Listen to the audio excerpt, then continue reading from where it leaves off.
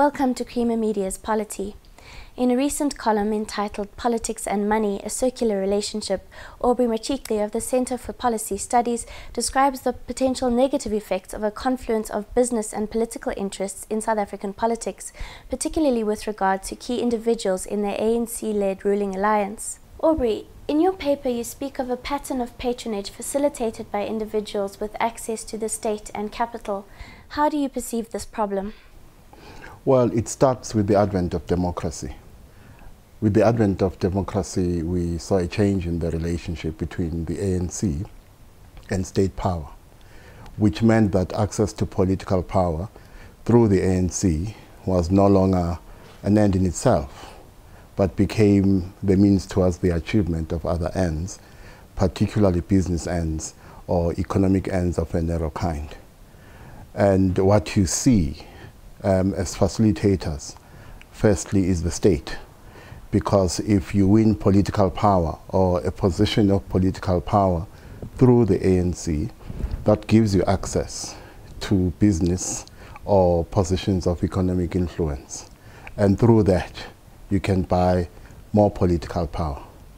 But with the advent of democracy, you see what seems to be an accommodation between capital and emerging political elites, which means that capital, or in some cases what you would call elements of big business, have themselves become facilitators of patronage. Now, where there is patronage, corruption is not too far away. And this happens because people parade as politicians when, in effect, what they seek is economic power or economic influence or wealth. And I think this has happened because of this change in the relationship between the ANC and state power. Prior to 1994, being a leader of the ANC or an influential figure in the ANC meant danger, meant jail, meant death. After 1994, being associated with the ANC can actually become lucrative. Does this kind of relationship happen in other countries? Oh yes, yes.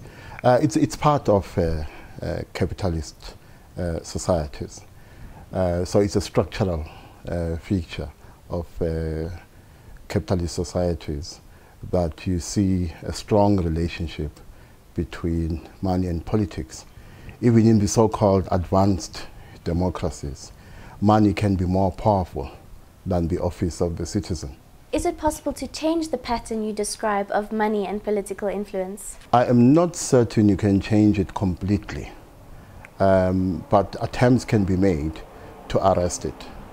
You need policies and you need a legislative framework that will better regulate the relationship between money and politics.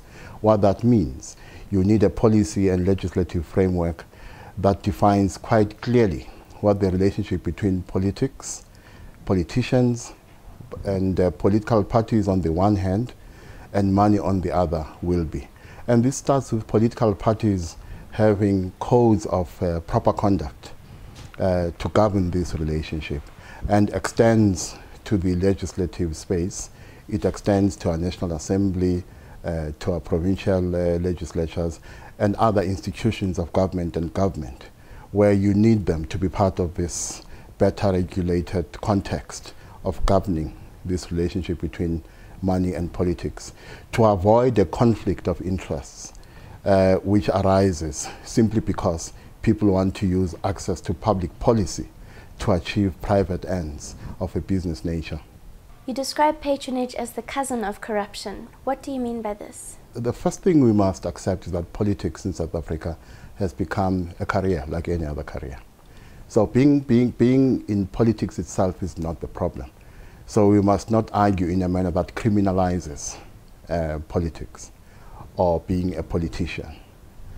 But what is important here is that once people have access to political power, we must make sure that firstly they access positions of power not through nefarious means. They must do so through legitimate means. And secondly, once they're in power, they do not abuse the control they have over democratic institutions to achieve private ends.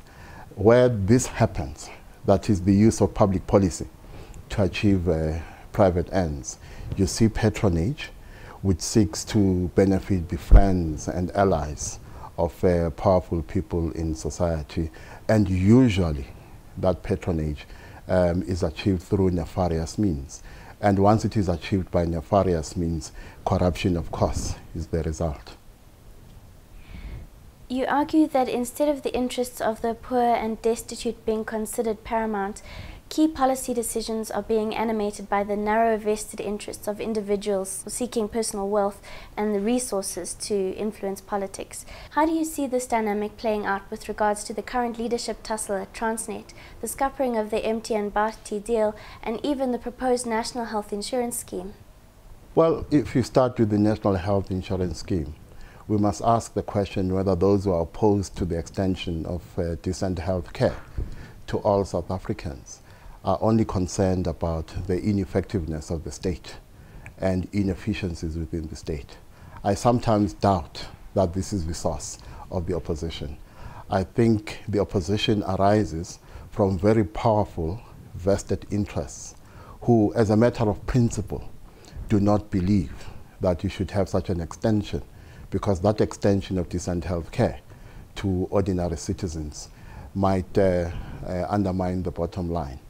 When it comes to Transnet and MTN and other deals, the Vodacom deal of a few months ago, if you use money in politics as a template, and I'm not saying this template explains everything, but to some extent you can see that some of the decisions that were made either to advantage or disadvantage people who are closer or not as close as they should be to those who have regulatory capacity. This relationship has become an important feature of South African political life.